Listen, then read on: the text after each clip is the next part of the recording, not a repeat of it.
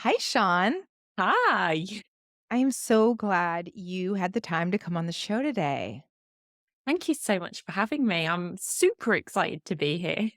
I feel like we've known each other for ages.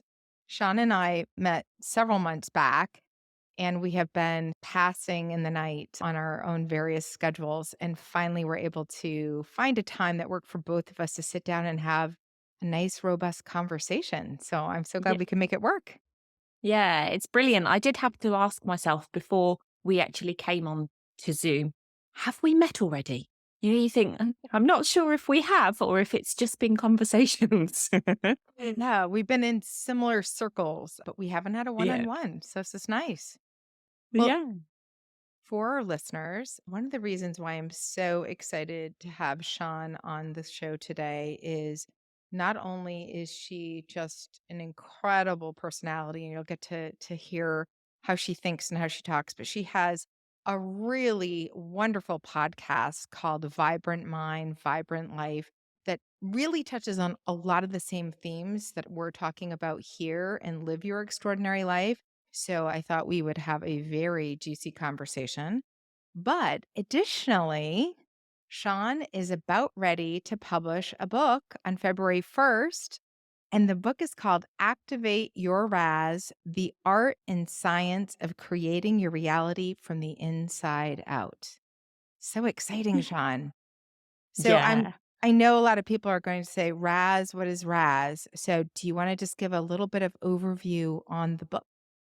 Yeah, absolutely. So your RAS is your reticular activating system, to give it its fullest name. It's to keep it really simple, it's a part of the brain that acts like the gatekeeper to your mind. So it decides what's getting in and what's staying out. This is why when you set intentions, when you have things in your life that are important to you, you start to notice them everywhere. So when you buy a new car, for example, or you decide that you want to go on a holiday destination, suddenly those cars are everywhere. You hear that everybody else has been to that same destination. It pops up on the TV, on the adverts, it's in the brochures, and it's like, hang on a second, how did I not notice this stuff before? Had it just come out of thin air? The answer is no, it was always there, but it wasn't in your conscious awareness. So your reticular activating system brings from the unconscious to your conscious awareness the things that are important to you. So it alerts your brain a kind of, you look over here. Here's the thing you said that you wanted. Here's the thing you said you were important that was important to you. So it's a great filter for the mind. And when you work with it, you're able to direct your focus to be able to bring into your awareness the things that you want, the life that you want to create. So it's working from the inside out, reprogramming and training your mind to notice the opportunities and be in alignment with the things that you desire. Oh, I love that. Wonderful explanation. We're going to delve more into the book, and I love the subtitle, The Art and Science of Creating Your Reality from the Inside Out. So I do definitely want to delve in more detail. But I'm going to step back for a minute and ask you a question that I ask all my guests. And that is, what does it mean to you to live your extraordinary life? Oh, I like it.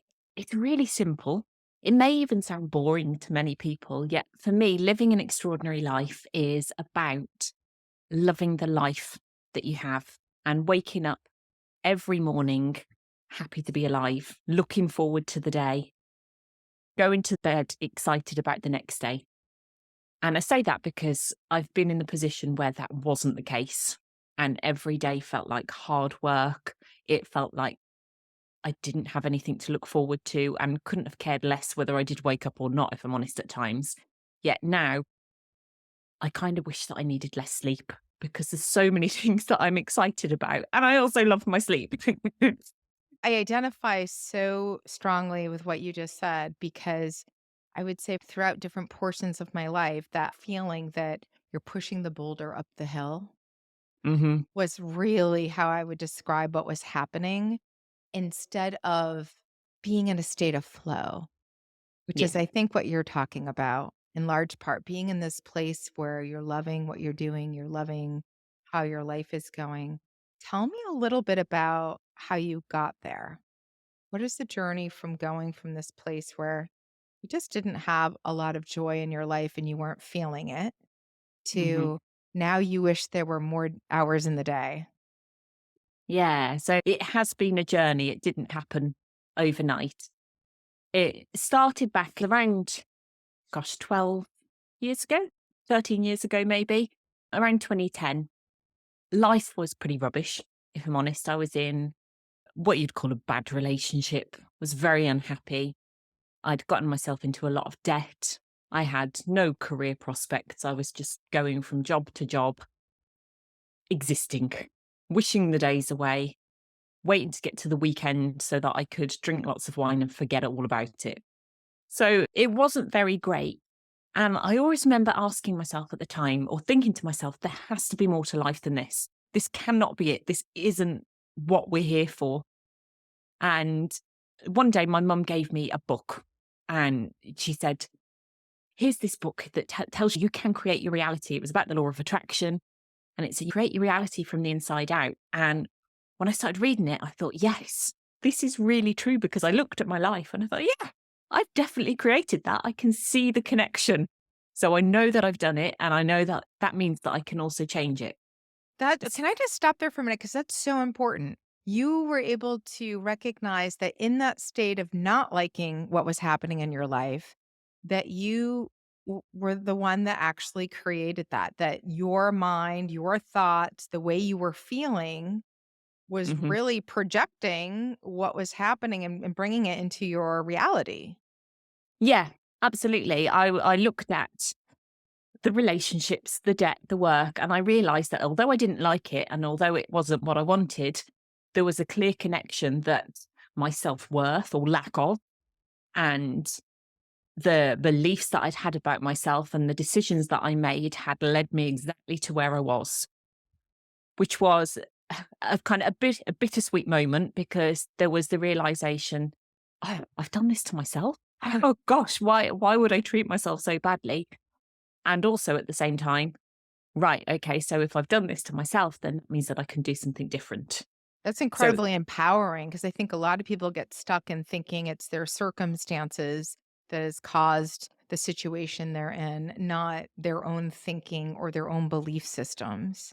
The reality is, if you don't like your life, start changing the way you're thinking and viewing it and showing up. yeah, yeah, absolutely. Although I must add, it wasn't all that easy to begin with. So after learning this, I was very excited and motivated to go out and learn all about it. And I was doing all of the things that I read at the time, visualizing the life I wanted and picturing money landing from the sky and cars just driving onto my driveway to say, here you are. I love it. And when it didn't happen, I felt like an even bigger failure, because it was like, right, I knew I was a failure. Now I can't even create my own reality. How much of a failure? It was almost like the limiting beliefs that I had about myself were reinforced time and time again. So, Magnified. Yeah. yeah, absolutely. And it was, yeah, at that point that I was reading all of the books, looking on YouTube, going to talks, and I kept coming across the name NLP, or Neuro-Linguistic Programming. And it kept popping up, which when I look back now, I realize that's where my focus was.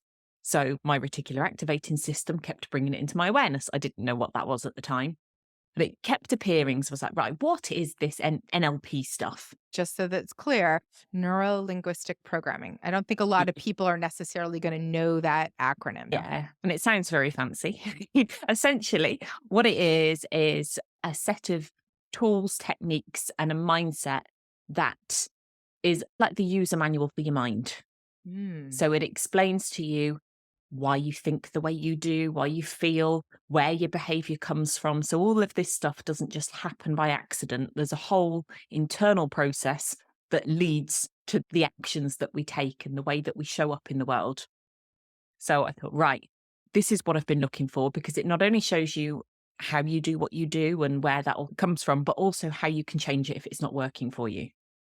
So I embarked on a mission to go and learn all about myself, all for personal development reasons. At the time, I wanted to be an actress. It was a childhood dream that I'd put on the back burner, didn't believe it was possible. So it was like, that's never going to happen. So I'll just forget about it.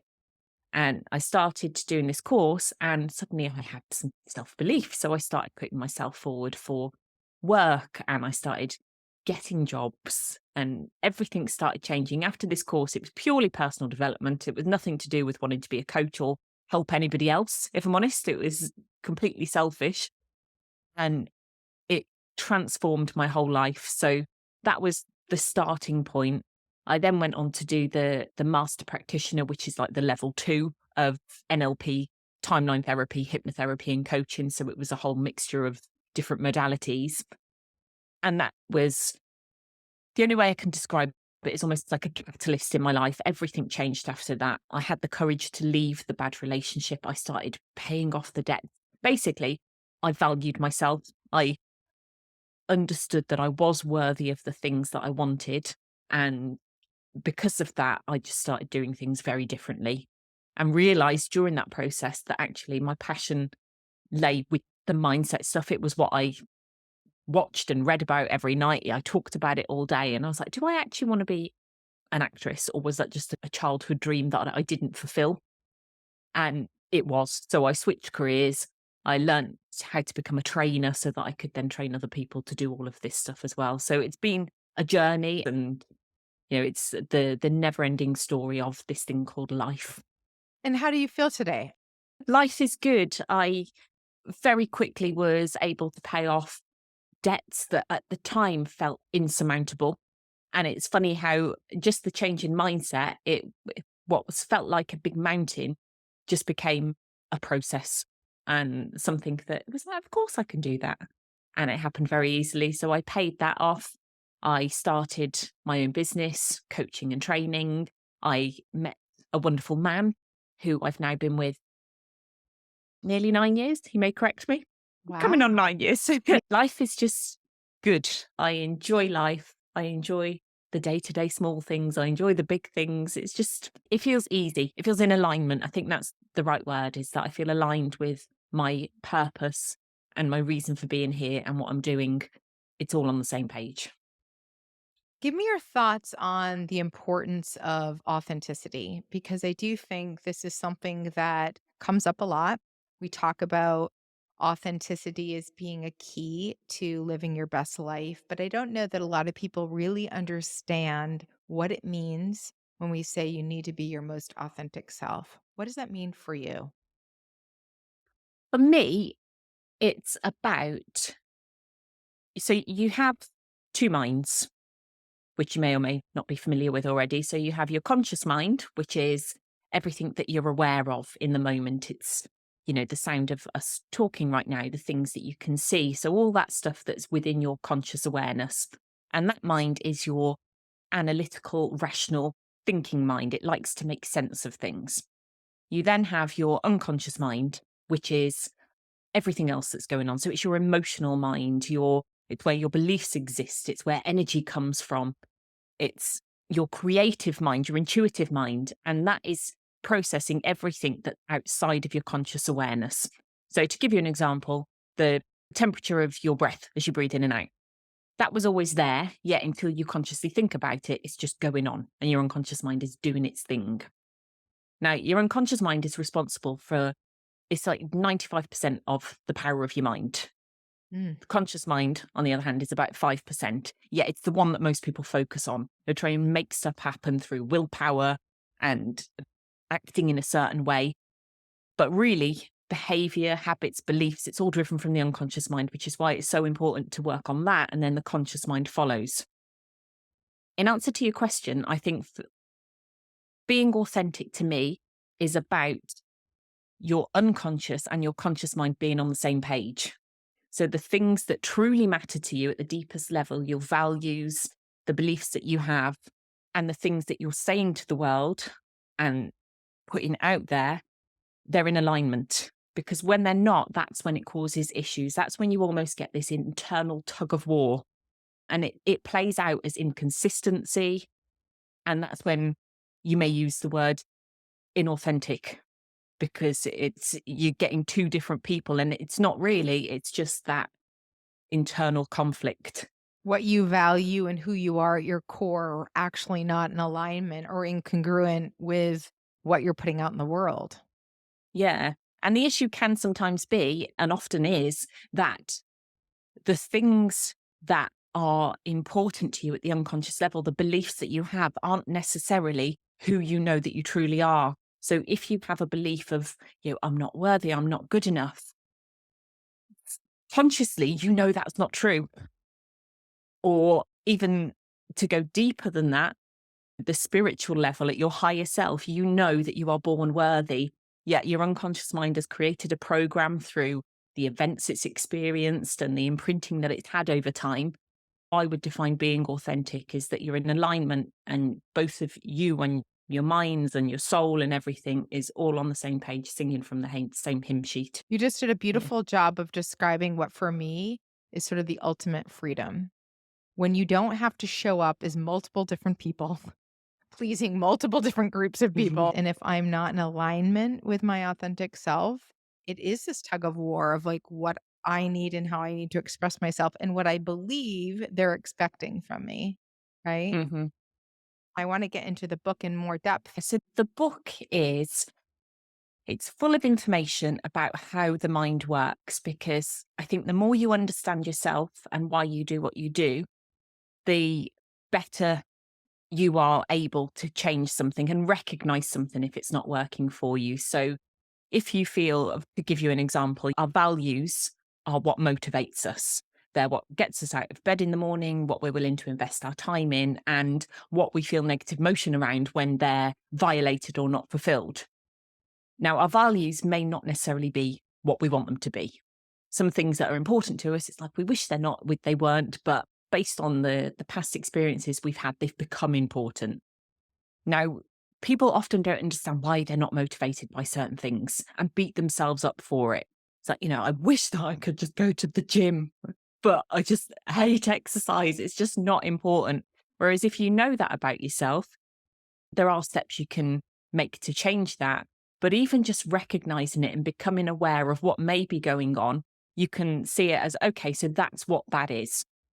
And then make a decision, right? I know that I may not be motivated at my core to do that, but what is important to me is socializing with friends. So how can I fit that in with exercise so that I'm kind of, getting things done in one go? So you really get to understand yourself, how you see the world in the way that you do, why you perceive things differently to other people, because everybody has a different perception of reality.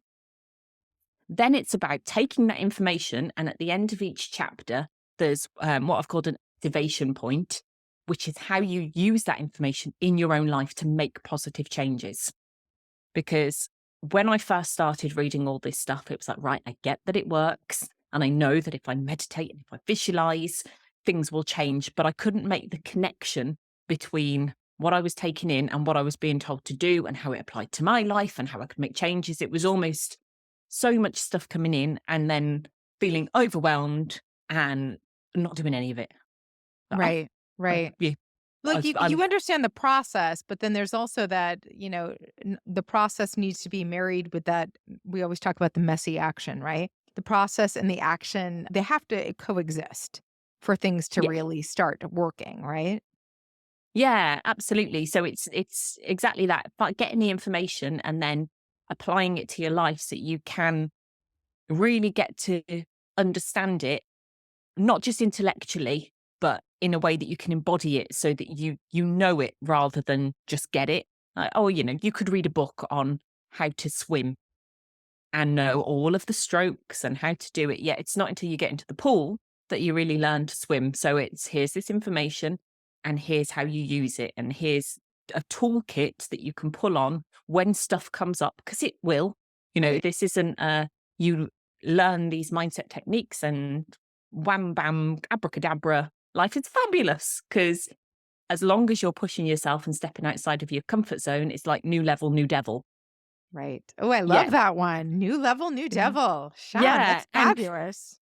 do you know the way that I see it now is actively going to look for that new devil, because if there isn't one, then the chances are you're not pushing yourself. So reframing your thinking to the right, if stuff's coming up for you, if you're feeling uncomfortable, nervous, fearful, doubting yourself, then see that as a sign, right? If I'm feeling this way, then I'm probably doing something that's slightly uncomfortable. So bring it on. This is a sign that I'm pushing myself. Now, you mentioned about action, and that was one thing that I didn't do for years. I did lots of reading, lots of consumption, lots of meditating, and all the nice stuff whilst putting the action off because I hadn't cleared up the limiting beliefs that I had and the fear around putting myself out there and all of that stuff. Now, the excuse that I gave myself is what's the right action? Because you've got to take inspired action, and I'm not feeling very inspired. So I used that as my excuse to not do stuff, which was totally putting responsibility for my life outside of myself and almost blaming the world. You said I have to be inspired, and I'm not. Is really good form of procrastination in a fancy little Yeah. term, right? It's like procrastination with a little bow on it. I So love it. that then what I realized is that not taking action is actually great feedback. Awareness is the first step to everything. So you've got to look at what is it that I'm not doing? What is it that I am doing? Because until you become consciously aware of the things that you're doing, your unconscious mind will just run on autopilot. Your Mm. life will continue on the same trajectory unless something changes, and you'll just call it fate. So step one of beginning to make any changes is bringing from your unconscious to your conscious awareness what it is that's going on.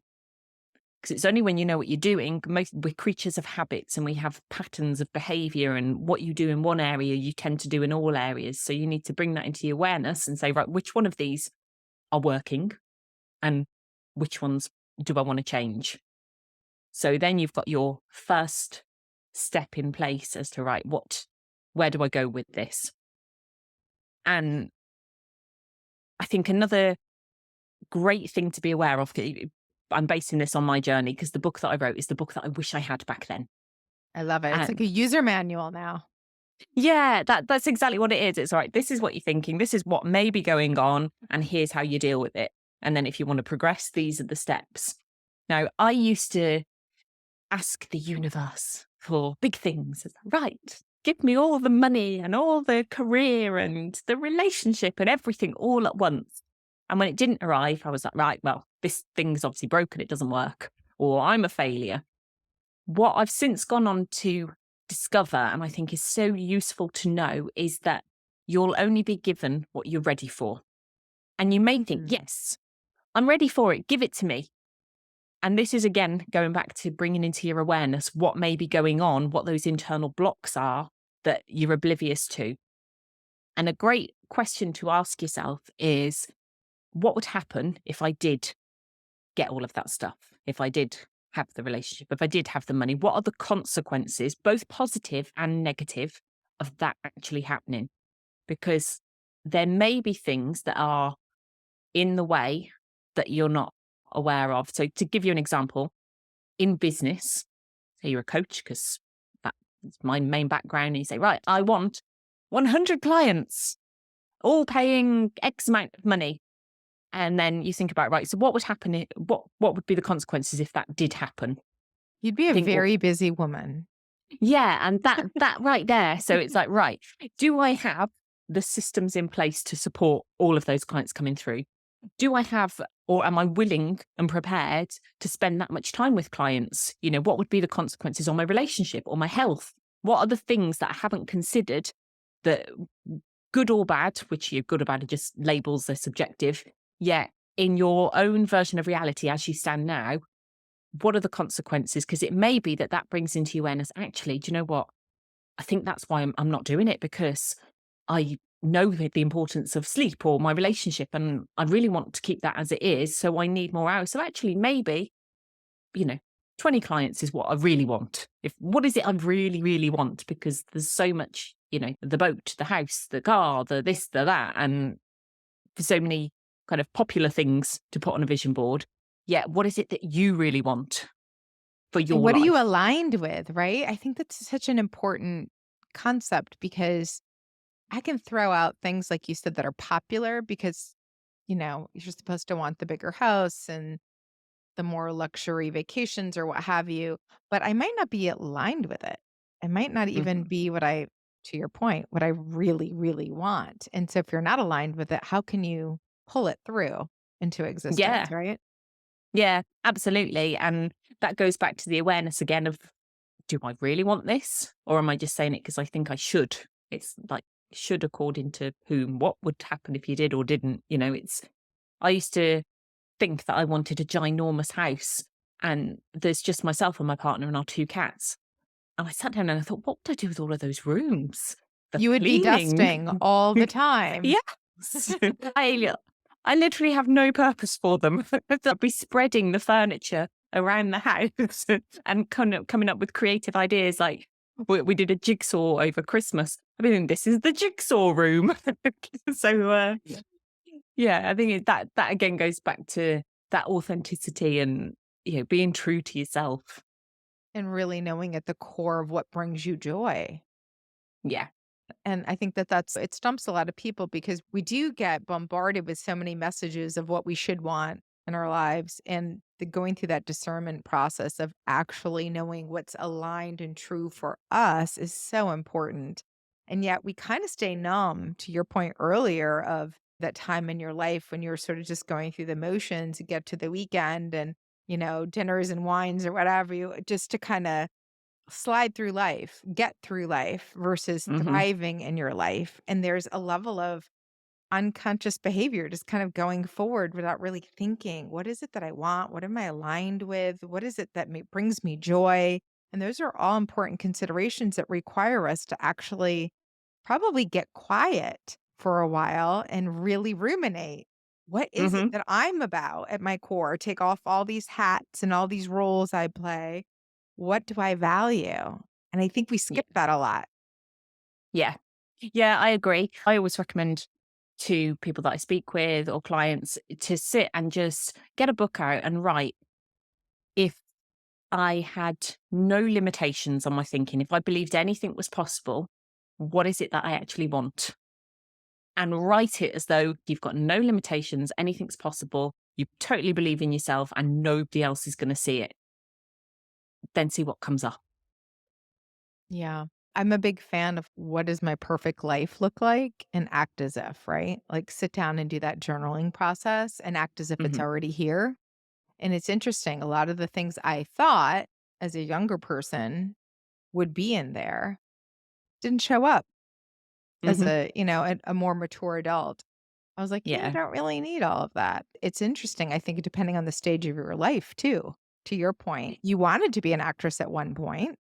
But then in reflection, as time went on, it actually wasn't aligned with where you were anymore.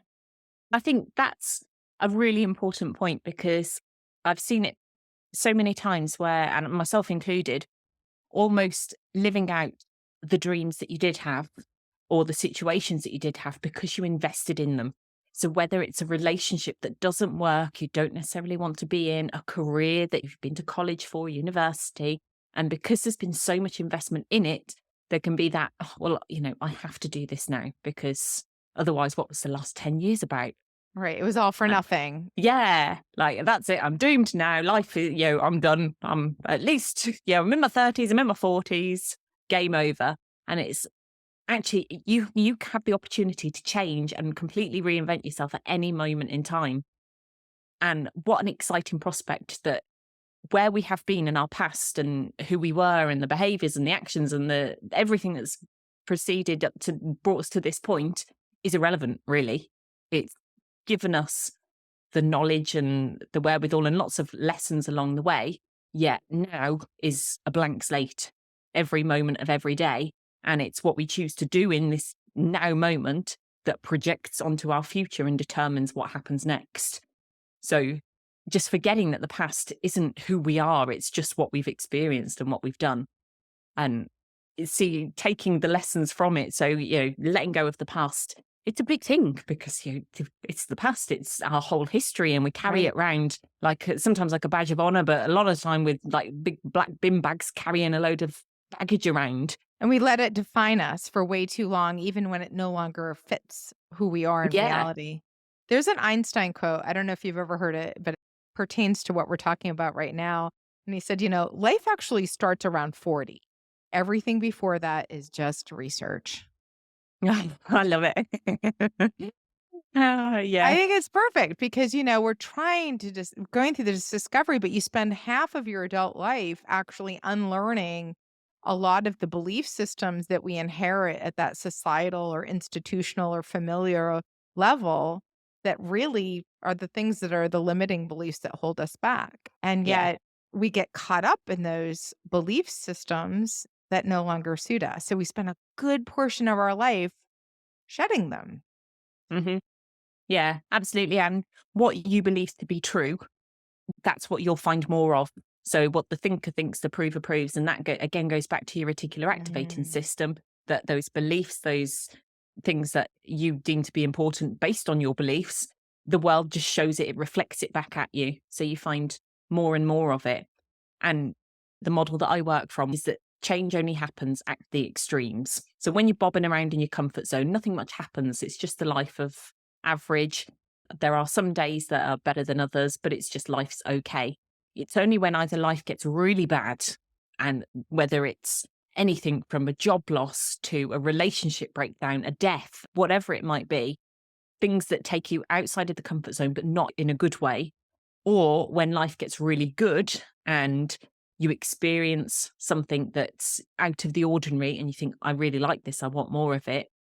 All those things where there's a shift in values. So, for example, if you have a child and your whole world changes, or maybe it's a milestone of a certain age that you see as being a big number, and those things can have a big shift internally. And that's when people will often seek to get outside of the comfort zone. It's like, there's got to be more to this. There's on that hunt for, right, what is life? I've got to go and discover who I am or get rid of these limitations or whatever it might be for each person. But that can be seen as a daunting time, but it's also really exciting because the truth is that you don't have to do anything. You could understand, have all these moments of, oh, this isn't working, this isn't what I want, and put pressure on yourself. This is really scary. What do I do with it? But the truth is, you could do nothing and you'd still be okay. You'd still survive. So if you look at it like that and think, right, okay, so I could do nothing. So with that in mind, I'm just going to do this thing instead. I'm just Right. going to take this one step because that's all it is, because I could do nothing. And then it's not the big deal that I think it's so easy to build up in your head of, oh, I'm putting myself out there. I'm attempting my own business. It's doom or die. And it's like, oh, actually, I'm just going to tell people I'm doing a podcast. Right. Yeah. Right. And I yeah, have some familiarity with that. Um, absolutely. Yeah. throw your hat in the ring. So let's break it down. I want to find a way for us because first of all, I'm so excited about the book. I'm going to be one of the first people out there buying it. We're going to make sure in the show notes we have links on where to go get it and all that good stuff. But if you were to say three things that this book takeaways for our listeners, what would be the three things you could say this is going to set you on a new course for living a life that you really love? So the first thing I would say is awareness. Mhm. So what you don't know, you can't change. You've got to become aware of, what am I thinking? How am I feeling? What are programs that are running on autopilot that I'm just oblivious to? Now, that may be as simple as, at the end of the day, getting out your notepad and saying, right, what happened today? How did I feel about it? What was I thinking at that time? What did I like? What didn't I want like? So you kind of get to know yourself. And over a period of days, weeks, you'll start to notice themes. Like, this happens often. This happens in more than one situation. So become aware of what it is that you're doing. Some things will be really obvious that you'll Right. know about, but then there'll be the ones that you're completely oblivious to. And they're often the ones that everybody else knows about you. So, when you've got that friend and it's blindingly obvious what they're doing, but they haven't got a clue. So you could even ask people, what is it that you notice about me that you think I don't know about myself? So the Uh, first step is assessment. You need to take an assessment. What is going on for you? What are your yeah, belief systems? What's working? What's not working? All of those things. What brings you yeah, joy? What are your all of that stuff. Collect data. yeah, absolutely. And then the next thing would to be, what is it that you want? Mm. Get Clarity. really, yeah, clear on what you want. Because if you think of your mind a bit like your conscious mind is the goal setter. So it decides what you want and when you want it. It needs a direction. So think of it like a sat nav. You input the destination in the sat nav. If you were to jump in your car and just say, go, just drive, let's see where we end up, you could end up anywhere. And that's how a lot of people then live their lives.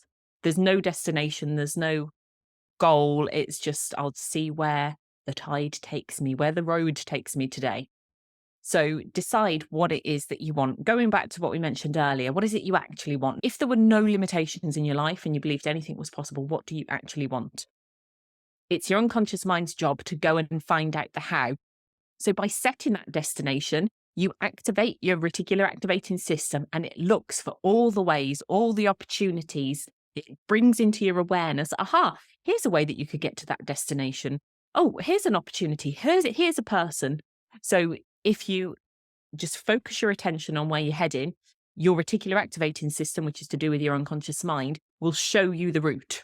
This is really key. I think a lot of people get stuck because they think they need to know what they want and the how. And what you're saying is when you activate your RAS, that's actually going to help you figure out the how. You don't have to be beating down every door to figure out the how. The how is going to show up in a variety of ways because you've set that intention. That's huge because I think a lot of people get stuck because they're like, I don't know how to do that. I don't know how.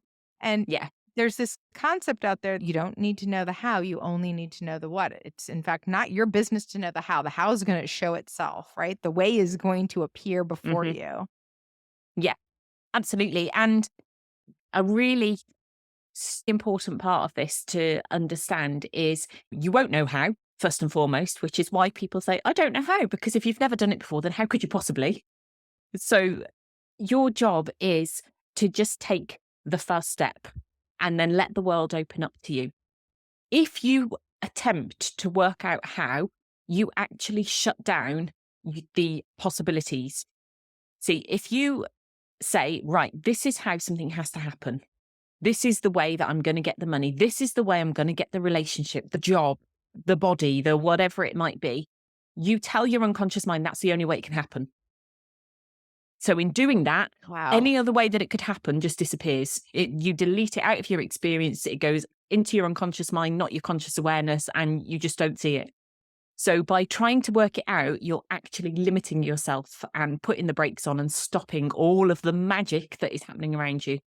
That's amazing. Essentially, by activating your RAS, letting it do the work for you, you take the next step that seems like a logical next step that you can see, and then let the other steps appear. Let them Hmm. guide you. You can relax into this thing that you want without getting yourself so worked up because I think that's what happens, right? We're like, I don't know. I don't have the path. I haven't figured it out. I've done all this research. I don't know where to start. And what you're Hmm. saying is you don't need to. Take a deep breath, step back, focus Just, on the what. yeah, just focus on where you're heading and start taking action. That action may be right. So I don't know what that first step is. So the first thing I'm going to do is find out that first step. That might be the first step.